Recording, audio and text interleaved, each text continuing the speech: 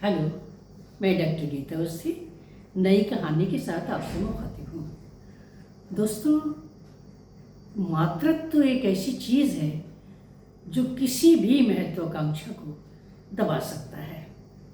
इसी कथानक को लेके ये कहानी गढ़ी गई है। कहानी प्रस्तुत है मम्मा। अवनी का मूड कल से खराब है। अंकुर से लगातार रात भर बहस चलती रही है।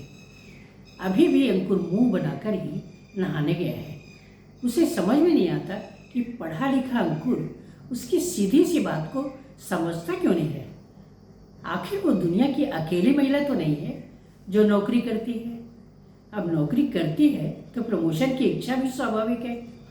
बच्चा छोटा है तो ये सिर्फ उसकी समस्या तो नहीं है, पर वो बस जिद पड़ा रहा है कि मत जाओ अमेरिका, नहीं चाहिए प्रमोशन। जब से मैंने उसे बताया है कि ट्रेनिंग के बाद ही उसे प्रमोशन मिल पाएगा, इसलिए अमेरिका जाना होगा, प्रमोशन के बाद बढ़ा हुआ पे स्केल लागू हो जाएगा। धीरे धीरे फ्लैट खरीदने का सपना भी पूरा हो जाएगा। अकेले अंकुर की सैलरी से तो काम चलेगा नहीं। मीठू भी अभी 1 साल का है, उसके भी खर्चे हैं। एक मेड भी उसके लिए रखी है। हालांकि उसने बर्तन पोछा वाली की सैलरी बढ़ा दी है और बच्चे को संभालने के लिए कह रखा है। अलग से रखती तो खर्च और बढ़ जाता। उसे अम्मा बाबूजी पर भी गुस्सा आ रहा था। कितना कहा था कि अभी शादी मत करो, कुछ बन जाने दो। मेरा बचपन से सपना रहा है कि कुछ ऐसा बनकर दिखाऊं कि लोग मुझे मेरे नाम से पहचाने। भैया को लेकर बाबूजी ने बड़े बड़े सपने देखे थे, लेकिन भैया एक ट्यूटर बन पाए। घर में ही कुछ बच्चों को बुलाकर ट्यूशन पढ़ाते हैं। विधिवत कोचिंग क्लासेस पढ़ाने में तो व्यवस्था में ही बहुत पैसा लग जाता है। तो व्यवस्था में पैसा लग जाता है और वो उनके बस की बात नहीं है। और फिर आजकल तो विज्ञापन के बिना कुछ होता ही नहीं। बस बाबूजी की पेंशन के सहारे घर चल जाता है। भाभी बीए पास है, मगर घर संभालने वो बच्चे की देखभाल के बाद वो अलग से कुछ कर ही नहीं पाती। मैं तो सालों से आर्थराइटिस के कारण माँ बिस्तर पर है, बस जैसे तैसे अपना काम निपटा लेती है। माँ तो सालों से आर्थराइटिस के कारण बिस्तर पर है, बस जैसे तैसे अपना काम निपटा लेती है। उसने अम्मा से कहा था कि घर में वैसे भी पैसे की किल्लत है, मेरी शादी अभी क्या ज़रूरी है, मैं कुछ बन जाऊंगी तो शादी भी कर लूँगी। मगर अम्मा ने कहा था कि पैसा कम है तो क्या कुंवारा बिठा कर रखेंगे। मेरी आवाज़ उस समय भी दबा दी गई थी। अंकुर एक फाइनेंस कंपनी में अकाउंटेंट थे। उनके यहाँ रिश्ते की बात चलाई गई थी। सब कुछ पसंद आ जाने पर रिश्ता पक्का हो गया था। उस समय मैं प्राइवेट स्कूल में टीचर थी। काम चलाऊ वेतन मिल जाता था। मैं साथ साथ पढ़ती भी जाती थी। शादी हो गई थी। मैं ससुराल आ गई थी। रिश्तेदार वापस चले गए थे। मैं कुछ दिन ससुराल में रही थी और सास ससुर भी साथ रहे थे। अंकुर वहीं नौकरी करते थे, अतः अकेले रहते थे तथा सास ससुर गांव में रहते थे। वो खेती की देखभाल करते थे। कुछ दिन बाद मैं मायके चली गई थी। भैया मुझे ले गए थे। अम्मा व बाबूजी मुझे देखकर खुश थे कि अब उन पर कोई जिम्मेदारी नहीं है और लड़की अपनी ससुराल में खुश है।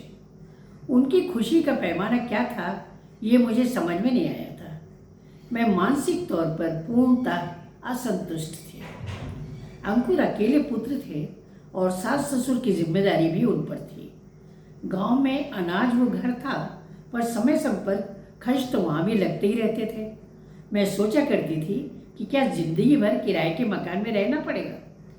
मैं अपने सेटल होने तक बच्चा नहीं चाहती थी, पर सास ससुर ने उम्र की दुआई दी थी। वो अंकुर ने ताना कि अपने बच्चे का खर्च ना उठा सकूं, ऐसा तो नहीं है, इतना तो मैं कमा ही लेता हूँ।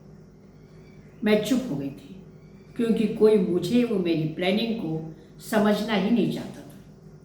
प्रेगनेंसी के दौरान ही मैंने इंटरव्यू दिया था और सौभाग्य से मेरा सिलेक्शन एक प्रतिष्ठित कंपनी में हो गया था। मैंने गंभीरता से काम सीखने की कोशिश की थी। थोड़े ही दिन में मैंने अपने पद से जुड़े काम को अच्छी तरह समझ लिया था और बड़े अधिकारियों की नज़र में आ गई थी। अब महत्वपूर्ण काम भी मुझे सौंपे जाने लगे थे। डिलीवरी के समय भी मैंने आखिरी वक्त तक काम किया था। मीठू के होने के समय सास ससुर आ गए थे। वो गांव वाले घर में ताला लगाना पड़ा था।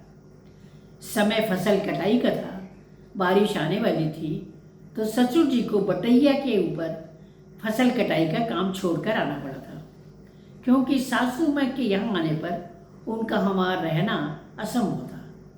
खाना बनाने से लेकर खेती से जुड़े बहुत से काम सासू माँ संभालती थी। हालांकि उनकी उम्र भी काफ़ी हो चली थी। कुछ दिन बाद सासू माँ व ससुर जी गांव चले गए थे। मेरी मेडिकल लीव चल रही थी और मैं मीठू का वो घर का ध्यान रख रही थी। बर्तन पोछा वाली लड़की से मैं मीठू के कामों में सहायता ले लेती थी। अंकुर की किचन के काम में वो मीठू को संभालने में मेरी सहायता कर देते थे।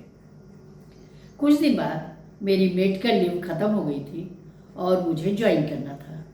एक सप्ताह पहले से मैं परेशान थी।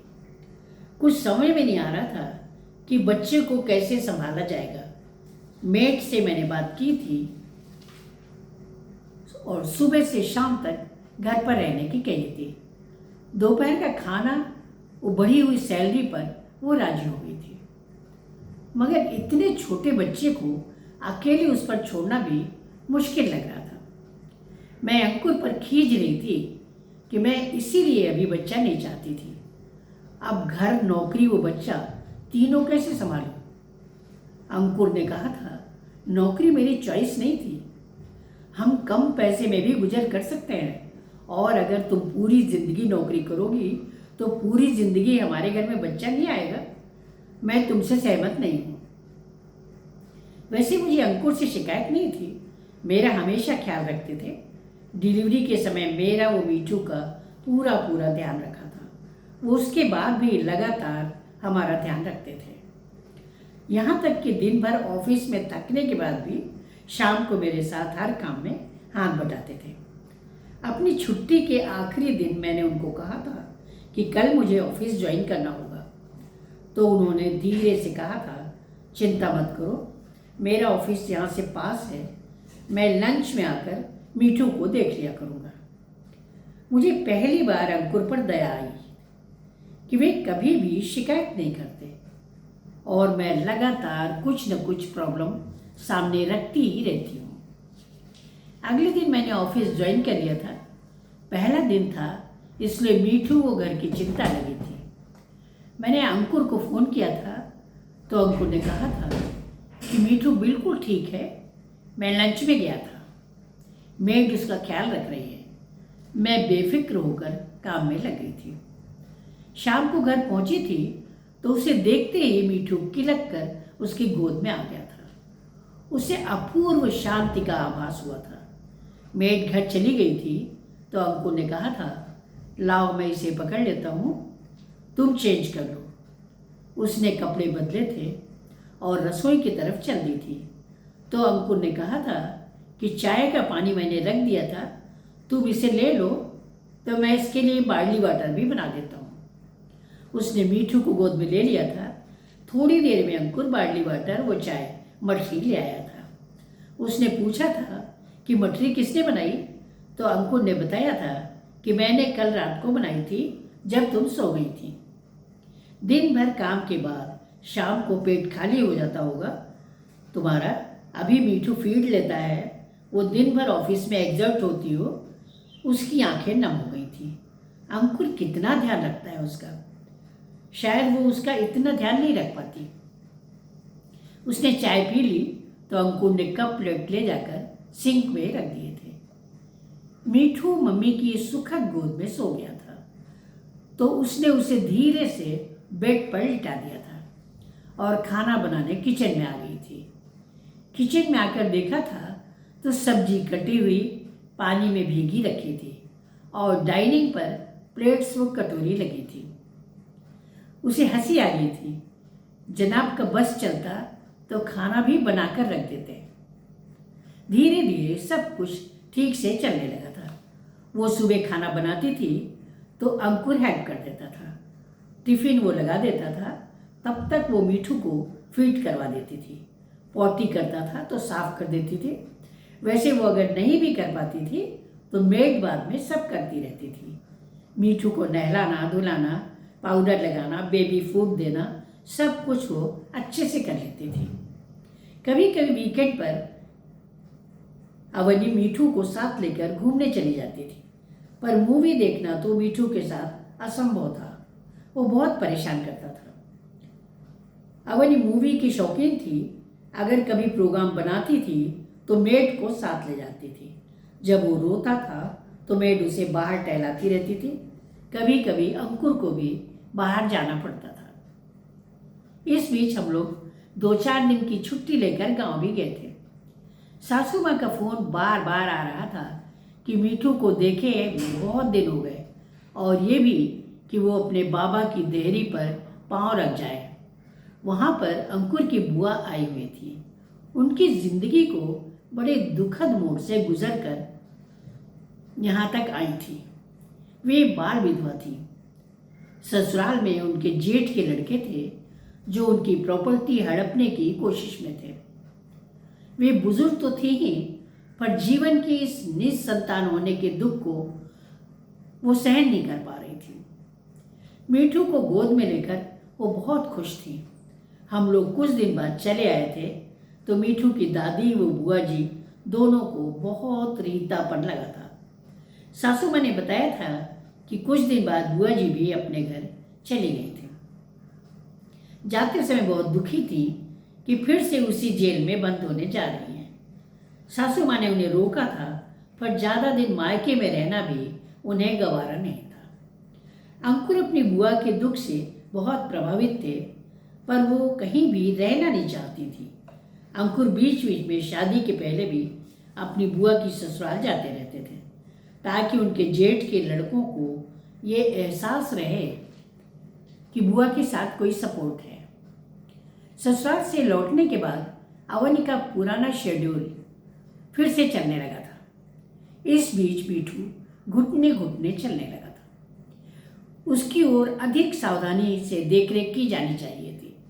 मेड की थोड़ी असावधानी से मीठू को चोट लग गई थी।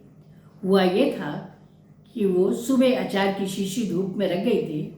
मीठू घुटने घुटने चलता हुआ अचार के पास गया था और शीशी गिरा दी थी। शीशी टूट गई थी और उन टुकड़ों से खेलने की कोशिश में मीठू की उंगलियां घायल हो गई थी। उस पर उंगलियों की चोट पर अचार का मसाला लगने से मीठू तिलमिला उठा था। उसका रोना रुक ही नहीं रहा था, तो मेड ने मुझे फ़ोन किया था, पर मैं एक ज़रूरी मीटिंग में थी, अतः मैंने अंकुर को फ़ोन किया था। अंकुर ने जाकर उसे संभाल लिया था। उस शाम अंकुर बहुत उदास था। अवनी के आने पर अंकुर बस चुपचाप मीठू को टहलाता हुआ मिला था। मीठू की उंगलियां काफ़ी घायल हो गई थी। मुझे भी बहुत बुरा लग रहा था, पर मैंने मन को समझा लिया था कि बच्चे को बढ़ने की प्रक्रिया के दौरान थोड़ी बहुत चोट तो लगती ही रहती है। अगले दिन से मैं पूरी सावधानी बरतने लगी थी कि ऐसी कोई चीज़ ज़मीन पर न छूटने पाए जिससे मीठू को चोट लग सकती हो। इस दौरान मीठू मम्मा मम्मा कहना सीख गया था। मीठू 1 वर्ष का हो गया था। अंकुर की गोद में रहना मीठू ज़्यादा पसंद करता था, पर अंकुर की गोद में लपकते समय भी वो मम्मा मम्मा ही करता था। अंकुर उसे समेटता हुआ कहता था, आजा बेटा, तेरी मम्मा को ही बुलाता है तू, गोद भले ही पापा की हो। मुझे हंसी आ जाती थी। पिछली शाम ऑफिस में बैठी काम कर रही थी कि अर्दली ने आकर कहा था, सर बुला रहे हैं। मैं चौंक पड़ी थी। कहीं कोई गलती कर दी क्या मैंने? मन में घबराहट भी थी। मैं जल्दी से उठकर चीफ के केबिन की तरफ गई थी। गेट पर पहुंचकर मैंने पूछा था, सर मे आई कम इन? उन्होंने आने का इशारा किया था। फिर बोले थे, please sit down. Thank you कहकर मैं बैठ गई थी। उन्होंने कहा था, अवनी, अपनी कंपनी के लिए एक स्पेशल कोर्स है जो अमेरिका में जाकर करना होगा। 6 माह का कोर्स है। तुम्हारा नाम सजेस्ट किया गया है। अगर वो कोर्स कर लोगी तो प्रमोशन भी जल्दी होगा और नया इंक्रीमेंट भी जल्दी लग जाएगा। सोच कर 2-4 दिन में बता देना, फॉर्मेलिटीज़ भी पूरी करनी होंगी। अगर नहीं तो फिर लिस्ट से अगला नाम ले लेंगे, पर ध्यान रखना ऐसे मौके बहुत कम आते हैं। जी मैं बहुत जल्दी बता दूंगी, कहकर वो चली आई थी। वो खुशी से झूम रही थी। इतना अच्छा मौका उसे इतनी जल्दी मिल रहा है। अमेरिका जाना तो उसका सपना था। वो वापस आकर अपनी कुर्सी पर बैठी थी और पूरे ऑफिस में ये बात फैल गई थी कि अवनी को अमेरिका जाने का चांस मिल रहा है। सब उसे एडवांस में ही बधाई देने लगे थे। शाम को घर पहुंचकर उसने अंकुर को बताया था। एक क्षण के लिए अंकुर के चेहरे पर चमक आई थी, पर अगले ही पल वो उदास हो गया था। फिर बोला था, मेरी तो कोई बात नहीं, पर मीठू के बारे में सोचा है? इतना छोटा बच्चा माँ के बिना 6 महीने कैसे रहेगा? अवनी ने कहा था, ऐसे मौके भी बार बार तो नहीं मिलते। बढ़ी हुई सैलरी, स्टेटस, सब कुछ तो मिल रहा है। लौटते ही प्रमोशन, मना करने पर दोबारा ये मौका मिलेगा कहा नहीं जा सकता। मीठू के लिए हम कुछ सोचते हैं, कहकर अंकुर चुप हो गया था। इसी डिस्कशन के चलते चलते ही खाना बन गया था। जैसे तैसे खा लिया गया था, पर कोई हल नहीं निकला था। रात को अवनी ने अनेक सुझाव रखे थे, उनमें से एक बुआ का बुलाकर रखने का भी था। अंकुर ने स्पष्ट रूप से मना कर दिया था कि वो अपने स्वार्थ के लिए उनके अहम को चोट नहीं पहुंचाएगा, और फिर इस उम्र में बुआ इतने छोटे बच्चे को नहीं संभाल पाएंगे। वो मायके में अधिक दिन रहना पसंद नहीं करती। सासू माँ की बात भी अवनी ने की थी, पर अंकुर ने स्पष्ट मना कर दिया था। फिलहाल कोई भी हल वे लोग ढूंढ नहीं पाए थे। रात भर उलझन में दोनों गिरे रहे थे। समस्या भले अलग थलग थी। अंकुर का कहना था कि इतना भी क्या कैरियर के पीछे दौड़ना कि परिवार, यहाँ तक कि बच्चा भी उपेक्षित हो जाए। सुबह अवनी का मूड खराब था। उसने अंकुर से बात भी नहीं की थी। खाना बना तो दिया था, पर नाश्ता खाना कुछ भी नहीं खाया था। वो ऐसे ही ऑफिस चली गई थी। शाम को वापस लौटने के बाद भी वो औपचारिक तरीके से मीठू के काम करती रही थी, पर अंकुर से बात नहीं कर रही थी। अंकुर के बार बार कहने के बाद भी खाना नहीं खाया था। रात भर दोनों ही करवटें बदलते रहे थे। सुबह उठकर अंकुर ने कहा था, ठीक है, तुम्हारी खुशी इसी में है तो तुम चली जाओ, मैं मीठू को देख लूँगा। बीच बीच में लीव विदाउट पे ले लूँगा, मेड तो है ही, मेरी तरफ से तुम जा सकती हो, कहकर अंकुर तैयार होने लगा था। अवनी के चेहरे पर मुस्कुराहट आ गई थी, जैसे उसे मंजिल मिल गई हो। वो खुश होकर टिफिन लेकर ऑफिस चली गई थी। अवनी को 1 सप्ताह बाद निकलना था।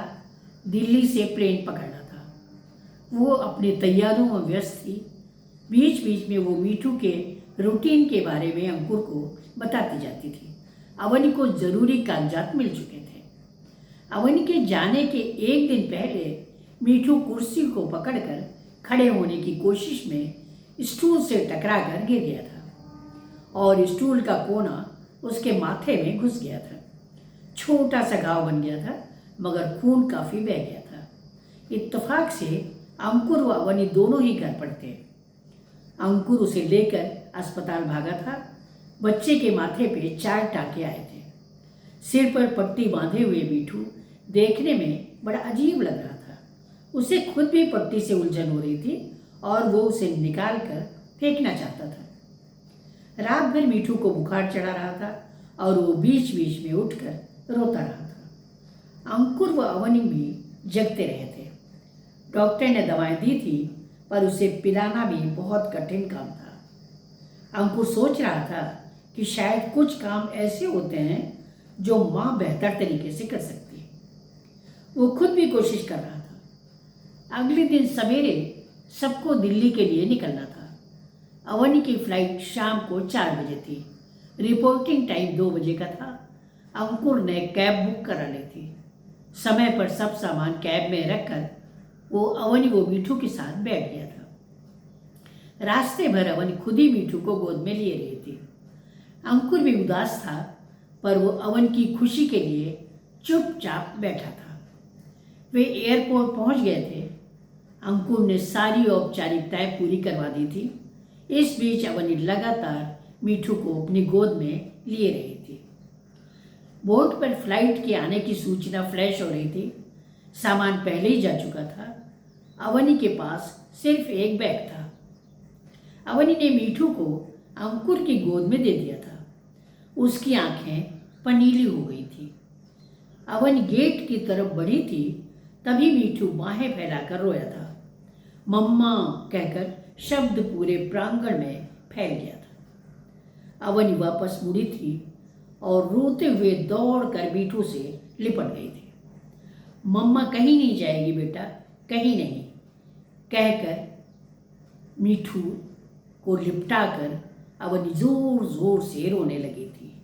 लोग रुककर ये दृश्य देख रहे थे। अंकुर ने अपने आंसू पोंछ लिए।